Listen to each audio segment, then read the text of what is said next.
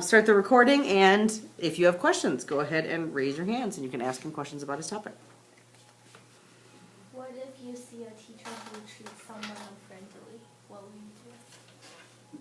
Well, that's kind of hard because, you know, if you want to approach that teacher and just say like your discomforts with that, you could try to do that. But if this teacher shows signs of not wanting this relationship, it's probably not going to go well your way. But it's good to try and just show your feelings towards that. And, you know, just approach a student and say, you know, you can try to be more showing relationships with this teacher if you want, but it might not always happen. So it has to go both ways. So Could you, if that's okay if I can go, could you review for us any of the negative aspects that may occur because of relationships, maybe that get close between students and teachers? negatives with Of trying to build relationships with students, what might be some negative outcomes? I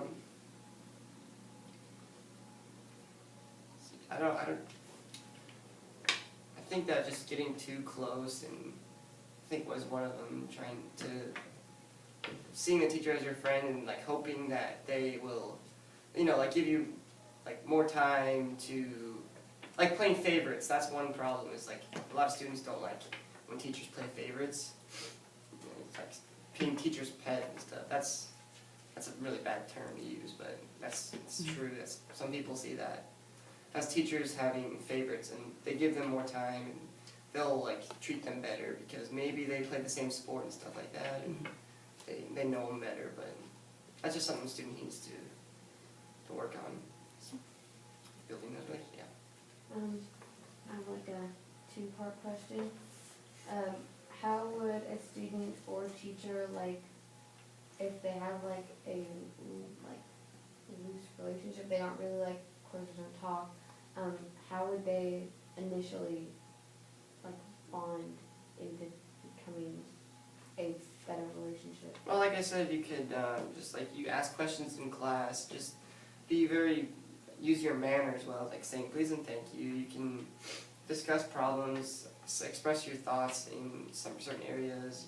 Just be super friendly. Ask them how their day is going, or tell them something interesting that happened to you, or something like that. My second part of that would be, what would you like consider a good relationship between a student and a teacher, and what would be the limitations of that?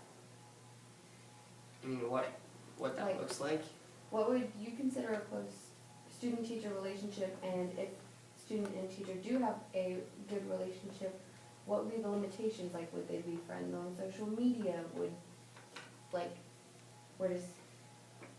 How close is too close? Well, it's nice to have good relationship in the classroom, but it's not always the best idea to be friends on social media, just because some people will look at that as, they'll look at it as something that it's not sometimes. You know, like some teachers have policies that they don't be friends with students until they're over 18, because just so that the world looks at that as that's acceptable and that's okay, and that's okay. But it's okay to be friends with teachers, but you don't want to be texting them all the time. You don't want to be like always like contacting them. Like you don't want to be like super buddies with them, always with them, because that's not always the best option. Because there's some teachers that they're not always the best teachers. They'll be a little too personal, but not always. Okay, let's give him another round of applause. Thank you very much, Fred.